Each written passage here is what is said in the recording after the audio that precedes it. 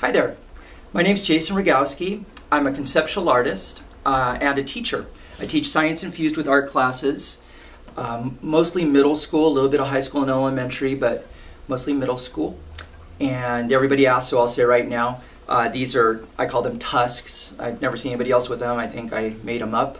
I have one for art and one for science. They're called tusks, like an elephant, you know. I use them for balance, is what I tell my students.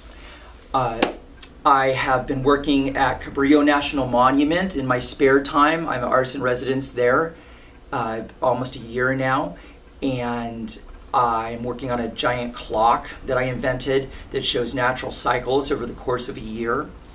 And I'm here in my classroom now after hours finishing this up. And I find that with my art and with my teaching that I use inspiration as a tool to give people an indoor to the subject matter.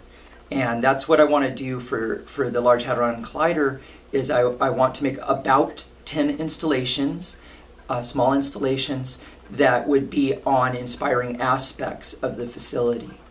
And how I would do that is first by researching.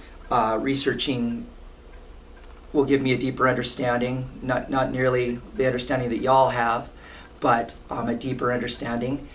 And I would like to tour the facility with a scientist just to see what's there and see what's inspiring, and then interviews. I'd like to speak with the scientists, and in these three ways, research, touring, and interviews, I'll be able to find 10 themes, 10 concepts, 10 inspiring nuggets that I can use for my work.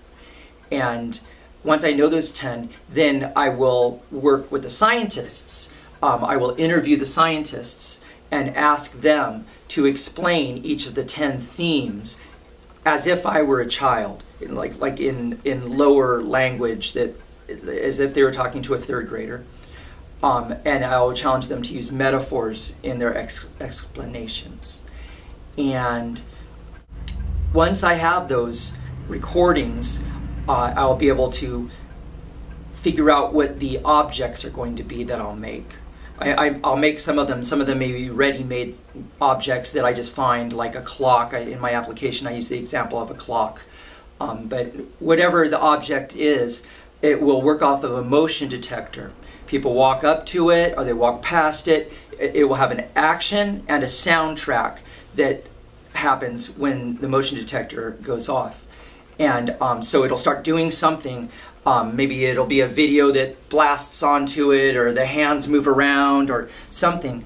And then the soundtrack will be of the scientists, their explanations of the concept. And of course that'll be very edited and polished and clipped up.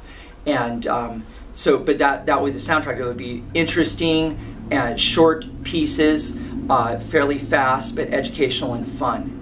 And some sound effects in there as well, I think. And at that point, that'll take 2 months to do right there. And then I'll move to the fact lab. And at the fact lab, I'll have them as finished pieces. And I'd like to put them into an accessible location where the community can come and visit it. It'll be a show. And they'll come and they'll check it out. And I'll interview them at the show. That'll be part of it. And then I'll be able to take their recordings and cut them up and splice them into the soundtrack. So now it'll not only be the scientists, it'll also be the community. Have little chunks of comments and questions and observations spliced in with the scientists' explanations. And that'll add a richness to it. And then that's really it. That's the whole thing. They'll be ready to go. I would like to make them small and mobile so that they can be shown in multiple locations, easily movable. And that's it. Thank you for your time.